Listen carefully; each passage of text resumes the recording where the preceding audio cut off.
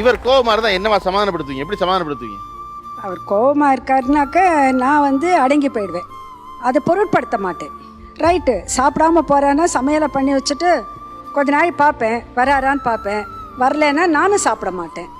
அவர் வந்து சாப்பிட்ட பிறகு தான் நானும் சாப்பிடுவேன்னு. இந்த 55 வருஷத்தில் எத்தனையோ எங்களுக்குள்ள பிரச்சனைகள் வந்திருக்கு. கர்த்தார காஃபி கொடுக்குறதே சில சமயத்தில் தகராறு வந்துடும். ஏன்னா நானும் வேலைக்கு போயின்னு இருந்தேன், 3 குழந்தைகள், ஜாயின்ட் ஃபேமிலி, பெரிய ஃபேமிலி எல்லாமே இருந்தது. ஆனாலும் என்ன ஆகும், அது கொஞ்ச நாளைக்கு ஆன உடனே அந்த கோபமானது வேறு விதத்தில் தணிஞ்சு போயிடும். அதுதான் முக்கியம். இப்போ அவருக்கு காது கேட்கறது இல்லை, தினம் சண்டை வரும். ஏன்னா நான் சத்தமாக பேசினா சத்தமாக பேசாத, கோபமாக பேசுகிற அப்படின்வார்.